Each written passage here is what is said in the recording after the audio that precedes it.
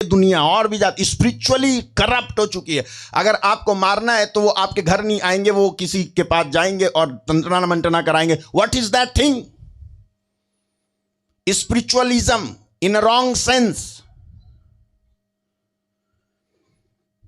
अगर आपको खत्म करना, आपके बेटे को नौकरी नहीं लगने देनी है, तो वो जो है आकर के आपसे झगड़ा नहीं करेगा, वो जा करके ऐसे लोगों से मिलेगा जो इस तरह का टंटना मंटना, तंत्र मंत्र, जादू टोना और जो शैतान के आराधक हैं और उसकी ओर से आत्मिक हैं। आत्मिक का मतलब समझते हो? शैतान के लोग भी आत्मिक होते हैं, शैतान की ओर से भी लोग आत्मिक होते हैं।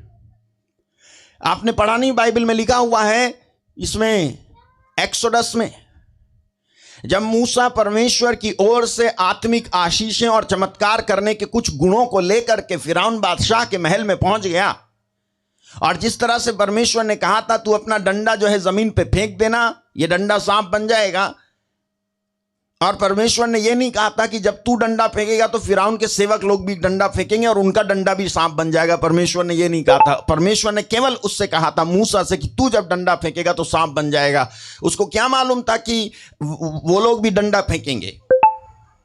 हालेलुया। कई बार परमेश्वर आपको पूरी बात नहीं बताता है, बल्कि आपको अधूरी बात बताता है, जिससे कि आप जब दूसरी बातों का सामना करें तो उस बात के द्वारा आप पूरी बात जान पाओ।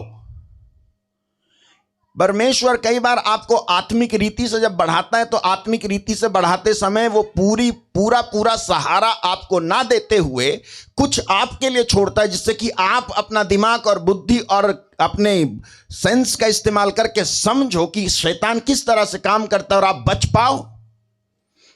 मूसा को नहीं मालूम था वो लोग भी डंडा फेंकेंगे। मूसा जाता है और जो है वो अपना डंडा फेंक देता है। बाइबल में लिखा हुआ है एक्सोडस में चैप्टर 7 वर्स 10, यही है।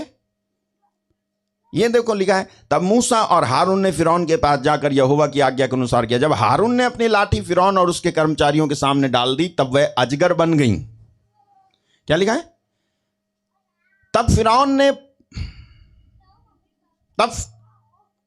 फिरौन ने पंडितों और टोनों करने वालों को बुलवाया और मिस्र के जादूगरों ने आकर अपने अपने तंत्र मंत्र से वैसा ही किया। नेक्स्ट, उन्होंने भी अपनी अपनी लाठी को डाल दिया और वे भी अजगर बन गईं। वे भी, अरे मूसा का डंडा सांप बना तो उनके डंडे भी तो सांप बन गए। विश्वासी जो मुझे ऑनलाइन सुन रहे हैं वो भी सुन लें कि आपका बचना नामुमकिन है। अगर आप 15-20 मिनट तक की प्रार्थना ही किया करते हो और एक बार भी पूरी बाइबल को आपने पढ़ा नहीं है, तो वो छोड़ो, जो अनपढ़ हैं आप उनको छोड़ो, उनका हिसाब प्रभु से लेंगे। आप पढ़े लिखे हैं, आपने एक बार पूरी बाइबल क्यों नहीं पढ़ी? क्यों नहीं पढ़ी?